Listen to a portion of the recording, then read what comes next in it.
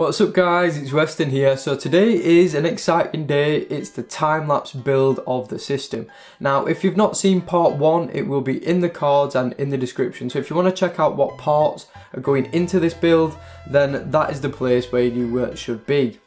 But anyway, today we're going to be putting the system together, and then in a few days I'm going to be showing you the benchmarks from this system, and also I'm going to be doing some gameplay in the near future too, so you get to see what this actually performs like in gaming, and you get to see the quality and how smooth it is and stuff like that from that gameplay. So anyway, that's all coming very soon, but for today I'm going to be building this system and showing you pretty much how it all went together. So yeah, before we do that, I'd just like to quickly shout out Zotac. Now they did send me out, as to loan by the way, a GTX 1070 Amp Extreme graphics card. This thing is an absolute monster. 8GB of GDR5, triple fan cooler. I mean, it can run multiple monitors at 1440p and even at 4K. Its cooling is excellent, it's quiet, it's well made, it looks nice, it's got RGB lighting. Software control, which I will link in the description because it's a little bit difficult to find, so I'll link that down there. But yeah, it's an absolute beast of a graphics card, and you get to see how that performs in the benchmarking video. So again, thanks to Zotac for loaning me this and helping put this build together. So that is it. Let's get into that time-lapse build and show you how the system went together.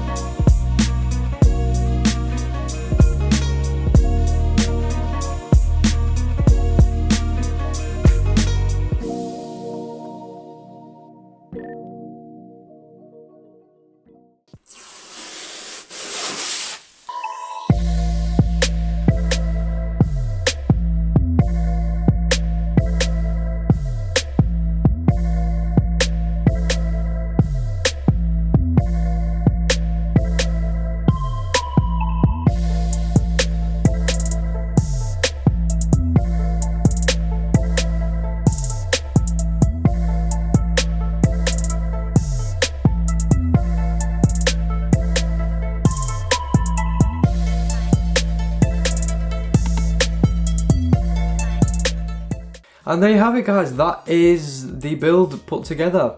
Now, I just want to say a few things. I'm not entirely happy with how this system went together. First point is, if you're going to be doing a build, I've learned, put the fans in before you put your motherboard in, and then you can route the cables behind that, and it just makes it look a little bit cleaner. Me, like a bit of a donut, has decided to put the fans in after the motherboard, so the cables are a little bit of a mess there. So fans before motherboard just makes it look much cleaner. Also, I'm not entirely happy with how the system's turned out in terms of aesthetics, and there's one main reason for that: power supply. Now, if you're doing a build like this where it's got a window and you can see inside, then semi-modular or a modular power supply is something I would highly recommend.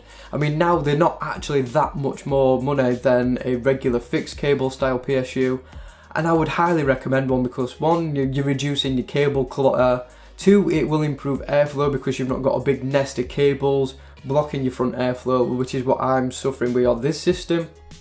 So yeah, if you're doing a build like this, a compact system, then definitely get a modular or semi-modular power supply because it'll just create a cleaner aesthetic and it'll just look much nicer.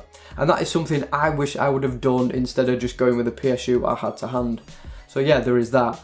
Finally, the case. Now I do like this little case, it's well made. It looks nice, but there is some little issues with it. I found building in it a little bit tricky, it's a little bit cramped for me. I'm used to building in ATX style cases, so it was a bit of a learning curve building in something so small. And also I found there's like no rubber grommets to hide away all your cables. There's no PSU shroud, which would have been nice obviously, but it is an older case now. And also the window placement is a little bit odd too. It seems to be low down and you can actually see your power supply and it's cutting off top of the PSU cooler. I would have preferred to see in the window a little bit higher. Now I mean, there's probably reasons why they've done it, so it actually shows off your CPU cooler but then hides your PSU so you're not seeing it. But anyway, that's just a few little criticisms I've had with this build, and I think it's good to criticise your work because then you know you can improve it next time. So anyway, I'm rambling on a bit, so that is pretty much it for this one. If you're new to the channel, don't forget to hit that subscribe button for the benchmark, for the gameplay and all the other stuff I've got coming too, which very soon. So yeah, thank you again for watching and I will see you all on the very next one.